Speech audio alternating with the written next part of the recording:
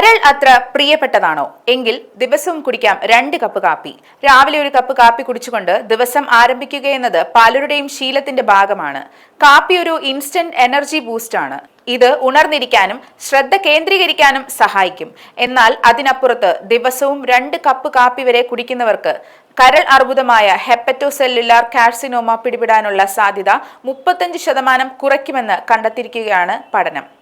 1,30,000-ത്തിലധികം ആളുകൾ അടുത്തിടെ നടത്തിയ ഒരു peer reviewed dose response meta analysis റിപ്പോർട്ടിൽ ദിവസവും 2 കപ്പ് കാപ്പി വരെ കുടിക്കുന്നത് ഹെപ്പറ്റോസെല്ലുലാർ കാർസിനോമയുടെ അപകട സാധ്യത 35% വരെ കുറയ്ക്കുന്നതായി ചൂണ്ടിക്കാണിക്കുന്നു.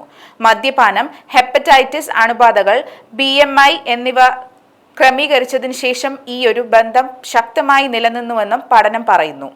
ആന്റി ഓക്സിഡന്റുകൾ, പോളിഫെനോളുകൾ, ഡ്രൈറ്റർപീനുകൾ എന്നിവയുൾപ്പെടെ 1000-ത്തിലധികം സജീവമായ സംയുക്തങ്ങൾ കാപ്പിയിൽ അടങ്ങിയിട്ടുണ്ട്. അവ ശരീരത്തിൽ ഉണ്ടാക്കുന്ന വീക്കം കുറയ്ക്കുകയും ഓക്സിഡേറ്റീവ് സമ്മർദ്ദം തടയുകയും കരൾ ഫൈബ്രോസിസിന്റെ പുരോഗതി മന്ദഗതിയിലാക്കുകയും ചെയ്യുന്നു. കരളിനുണ്ടാകുന്ന കേടുപാടുകൾ വിട്ടുമാറാതെയും നീണ്ടു നിൽക്കുകയും ചെയ്യുമ്പോൾ അത് സിറോസിസിലേക്ക് നയിച്ചേക്കാം.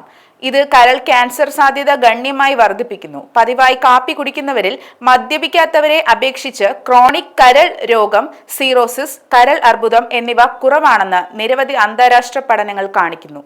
ഫാറ്റി ലിവർ രോഗമോ വൈറൽ ഹെപ്പറ്റൈറ്റിസോ ഉള്ളവർക്ക് ഈ കണ്ടെത്തലുകൾ പ്രത്യേകിച്ച് ഗുണം ചെയ്യുമെന്ന് വിദഗ്ധർ പറയുന്നു. കാപ്പി കുടിക്കുന്നത് അധികമായാൽ ഉറക്കമില്ലായ്മ, ദഹന അസ്വസ്ഥത അല്ലെങ്കിൽ ഉയർന്ന ഹൃദയമിടിപ്പ് എന്നിവയ്ക്ക് കാരണമാകും.